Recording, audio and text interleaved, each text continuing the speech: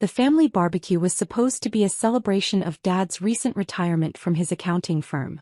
Instead, it became the moment my carefully constructed cover began unraveling in ways I never anticipated. I'd been working undercover for the Treasury Department's Financial Crimes Enforcement Network for 3 years. The assignment required complete compartmentalization, even from family. My cover identity as a freelance graphic designer explained my flexible schedule and modest lifestyle, while my real work involved infiltrating sophisticated money laundering operations that threatened national security. The portfolio Dad mentioned wasn't just my investment account. Those stocks were part of a complex federal asset protection program, carefully structured to maintain my cover while ensuring government resources remained secure. Each transaction was monitored by Treasury systems, each movement tracked by federal algorithms designed to detect unusual activity. "Sarah, you should thank your old man," Dad continued, raising his beer to scattered applause from aunts and uncles gathered around the patio table. "I saved you from yourself. Young people don't understand long-term financial planning." Mom beamed at his financial wisdom. "Your father liquidated everything yesterday. We're booking that European cruise we've always dreamed about." My younger brother Jake nodded approvingly. "About time someone made smart decisions with that money. Sarah's always been too conservative with investments." I kept my expression neutral, years of undercover training suppressing any visible reaction. "How exactly did you access the account?" "Found your laptop open last week," Dad explained casually. "Password was still saved. Took me 5 minutes to transfer everything to our family vacation fund." He seemed genuinely proud of his initiative. Uncle Robert, Dad's younger brother who'd struggled with gambling debts for decades, clapped Dad's shoulder enthusiastically. "Smart thinking, Tom. Family money should benefit the whole family. Especially since Sarah's never contributed much anyway," added my cousin Michelle, Dad's sister's daughter who'd recently moved back home after her third business venture failed. "Living that bohemian artist lifestyle while the rest of us work real jobs." The casual dismissal stung, though not for reasons they understood. My bohemian lifestyle involved 18-hour surveillance operations and months-long deep cover assignments infiltrating criminal organizations. The modest apartment and second-hand car were carefully maintained props, essential for maintaining credibility with targets who'd instantly spot federal agent markers. "The timing worked out perfectly," Mom continued cheerfully. "We leave for Barcelona next week. 3 weeks touring Spain, France, and Italy. Your father deserves this after 40 years of client service." Aunt Patricia, Mom's sister who'd always resented our family's modest financial success, smiled with satisfaction. Finally, some recognition that family resources should be shared equitably. Sarah's been hoarding money while her parents struggled. The accusation was absurd. My parents lived comfortably on Dad's accounting income and Mom's part-time library work. But family dynamics had never been based on objective reality. "What kind of stocks were they anyway?" Jake asked with mild curiosity. "Your portfolio always seemed pretty boring whenever I glimpsed your statements." "Mixed portfolio," I answered truthfully. "Some government securities, some defense contractors. Nothing exciting." What I didn't mention was that those boring stocks were specifically selected federal instruments designed to maintain my cover while protecting classified asset structures. The defense contractor shares were connected to companies I'd investigated for potential sanctions violations. The government securities were part of a complex web designed to ensure my financial profile matched my cover identity's risk tolerance. "Government stuff?" Dad laughed dismissively. "No wonder your returns were so mediocre. I moved everything into real investments, cruise line stocks, hospitality sector futures. Things that'll actually grow." The irony was staggering. Dad had liquidated carefully structured federal assets to invest in precisely the kind of volatile tourism stocks that my unit had flagged for suspicious trading patterns. "Dad," I said carefully, "those transactions might trigger some automatic reviews. Government securities have specific reporting requirements." "Don't lecture me about finance, sweetheart," Dad replied with condescending patience. "I've been managing money since before you were born. A few government bonds won't cause problems." Uncle Robert raised his beer again. To Tom for finally teaching his daughter about real investment strategy. The family cheered enthusiastically.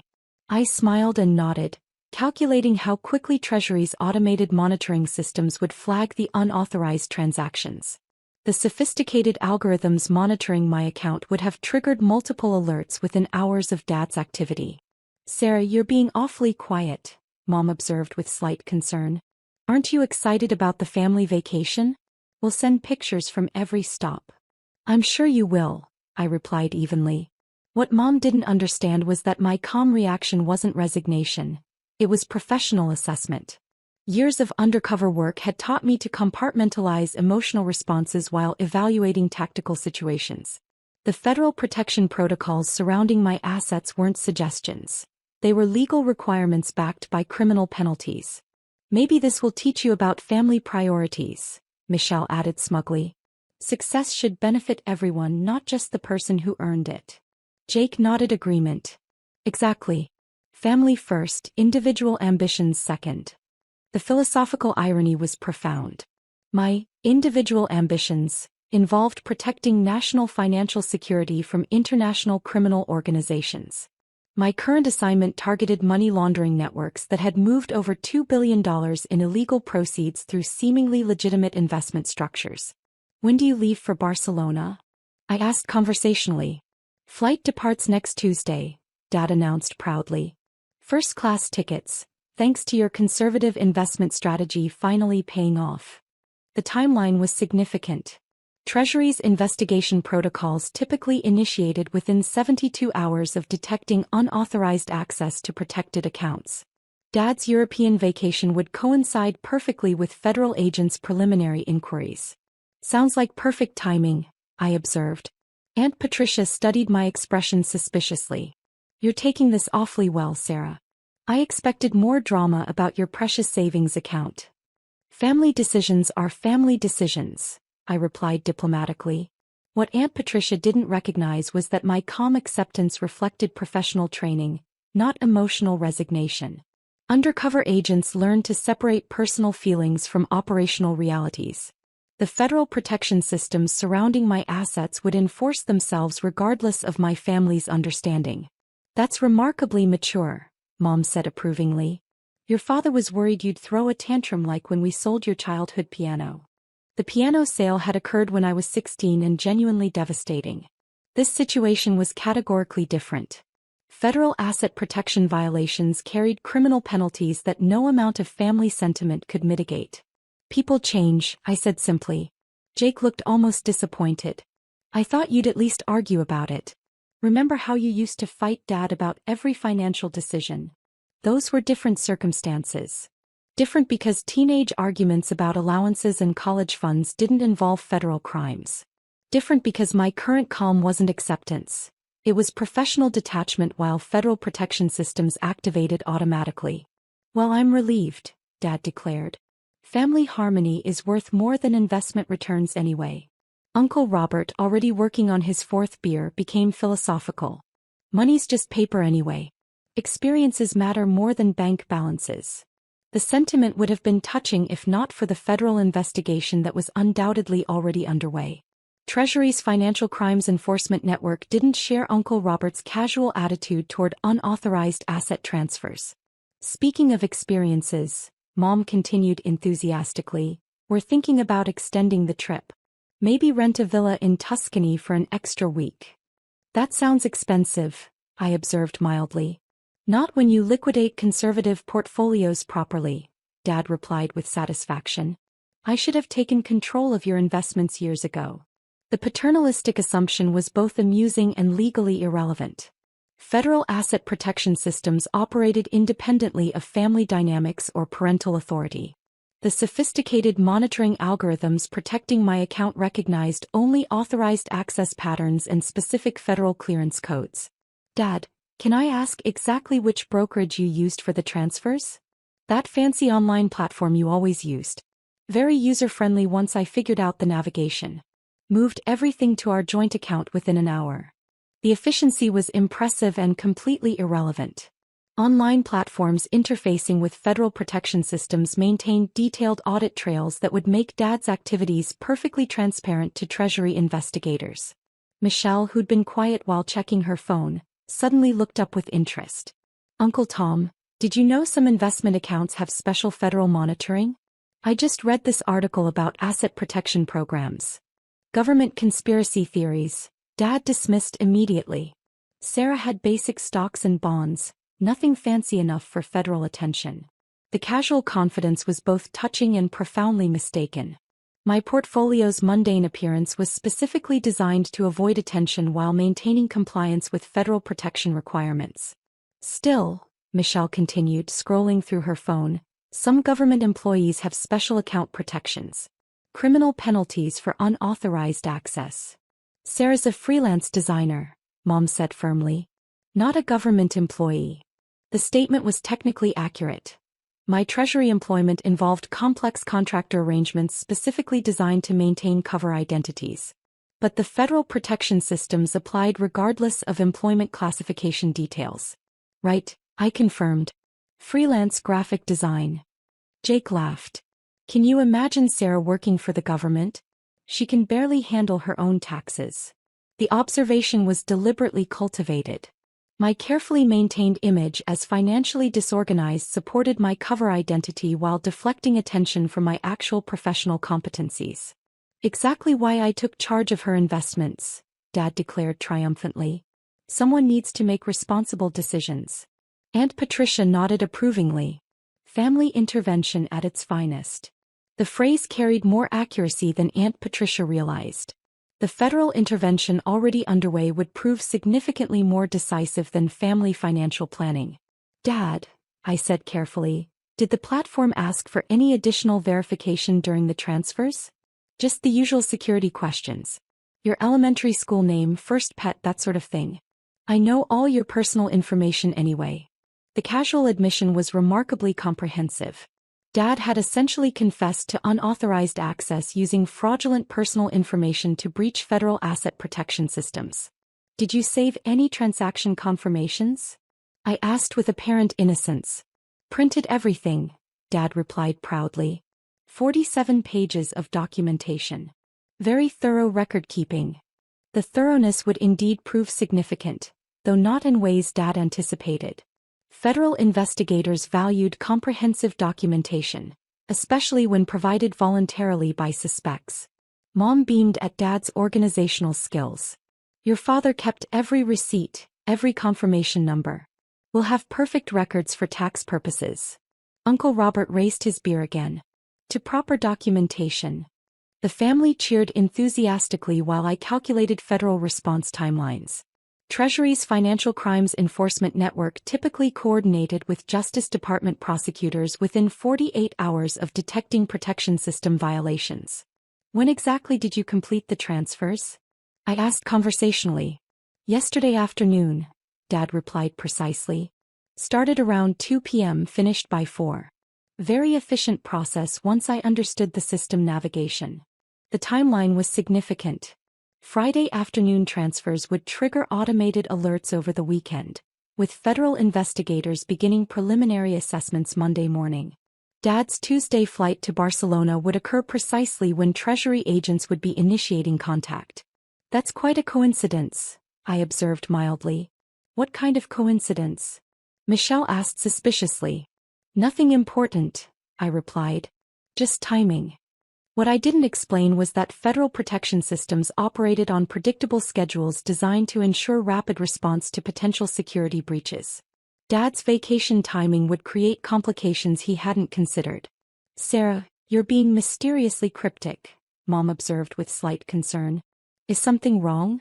Everything's fine, I assured her truthfully. Everything was fine from my perspective. Federal asset protection systems would handle the situation according to established protocols. My role was simply to maintain cover while allowing legal processes to proceed normally. Good, Dad declared. Because I was worried you'd try to interfere with our travel plans. I wouldn't dream of it, I replied sincerely. The response was completely honest. My federal training emphasized non-interference with ongoing investigations. Personal feelings about family behavior were irrelevant compared to national security protocols. Jake studied my expression curiously. You're taking this way too calmly, Sarah. It's kind of weird. Maybe I'm finally growing up, I suggested. Or maybe you're planning something, Michelle added suspiciously. What could I possibly be planning? I asked reasonably. The question was both innocent and accurate. I wasn't planning anything. Federal protection systems would respond automatically according to predetermined protocols. I don't know, Michelle admitted. But you're being too agreeable. It's not like you. Mom looked concerned. Sarah, honey, you're not having some kind of breakdown, are you? Sometimes people react to financial stress with unusual calm. I'm perfectly fine, I assured her. Aunt Patricia remained skeptical. Fine people don't smile when their life savings get liquidated without permission. Family decisions require family acceptance, I replied diplomatically. The philosophical response satisfied most relatives, though Michelle continued studying my expression with obvious suspicion. Well, I think this whole situation worked out perfectly, Dad declared with satisfaction. Sarah gets a lesson in family priorities, we get the European vacation we've earned, and everyone benefits from better financial planning. Uncle Robert raised his beer one final time. To family financial wisdom.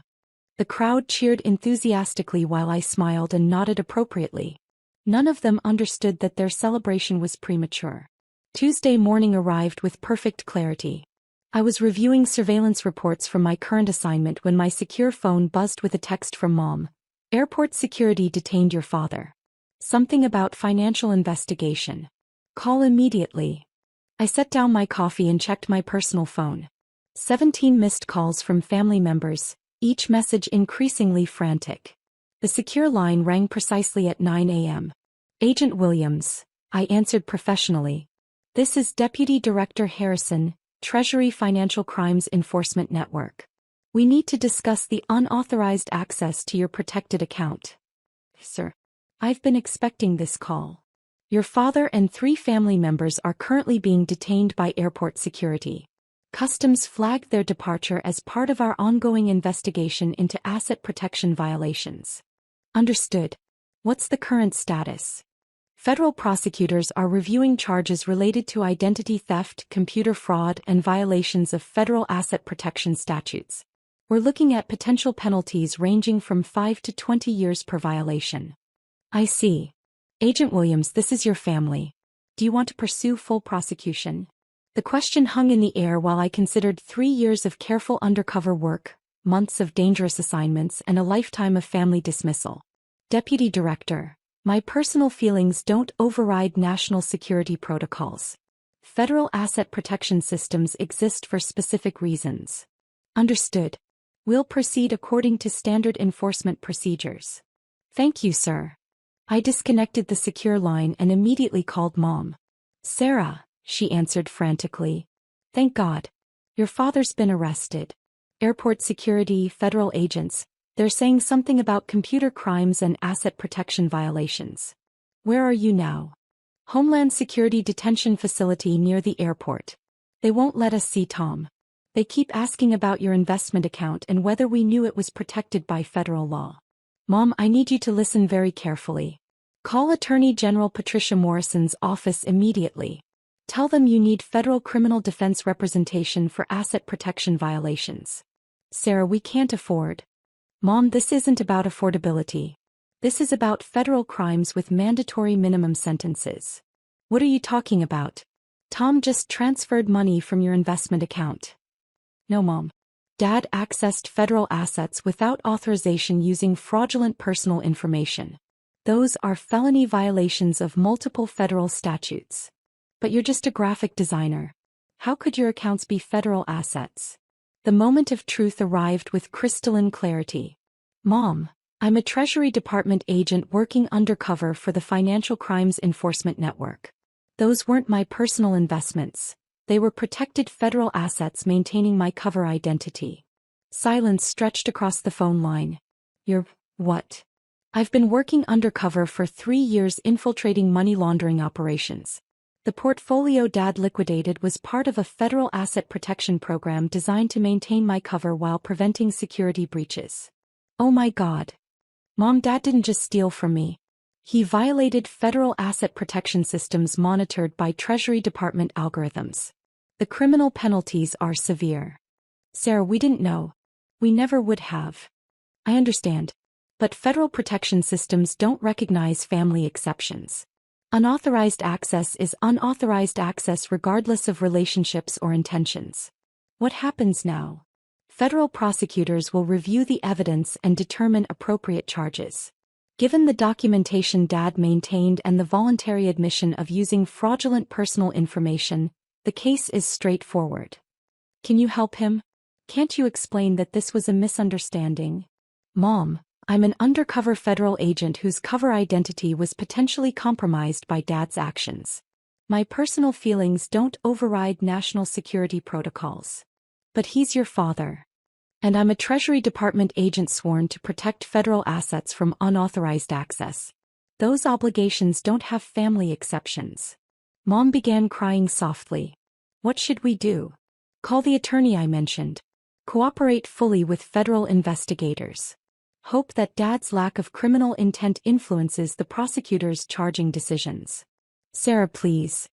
Mom, I love you. I love Dad. But I can't interfere with a federal investigation that threatens national security operations. Your own family, Sarah? Mom, Dad liquidated federal assets to fund a European vacation. Those assets were protecting operations that safeguard national financial security from international criminal organizations.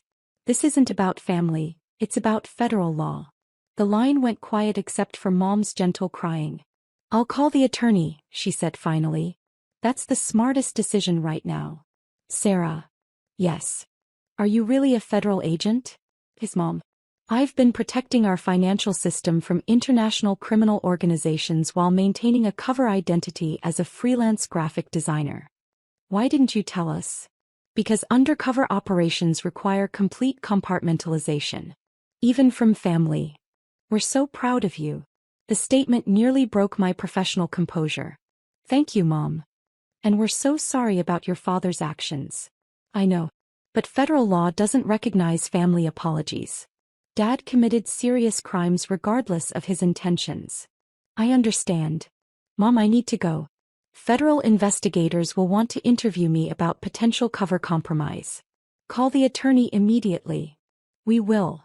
I love you all. But this situation is beyond family solutions now. I disconnected and immediately called Deputy Director Harrison. Agent Williams reporting. Status update, Agent Williams? Cover identity potentially compromised. Family members now aware of federal employment. Requesting reassignment to non-undercover operations. Understood. We'll begin extraction protocols immediately. Thank you, sir. Agent Williams, for what it's worth, you handled this situation with exemplary professionalism. Just following protocols, sir. Most agents would have found family situations more challenging to navigate. Federal law doesn't have family exceptions, sir. Indeed it doesn't. Report to headquarters tomorrow for debriefing and reassignment consultation. Yes, sir. I set down the secure phone and looked around my carefully maintained cover apartment. 3 years of props, 3 years of cultivated mediocrity, 3 years of family dismissal while protecting national security. Dad would likely face federal prosecution for computer fraud, identity theft, and asset protection violations. The comprehensive documentation he'd proudly maintained would serve as evidence of his criminal intent. The family vacation fund built from liquidated federal assets would be seized as proceeds of criminal activity. Mom's pride in my actual career felt hollow compared to the federal charges Dad would face.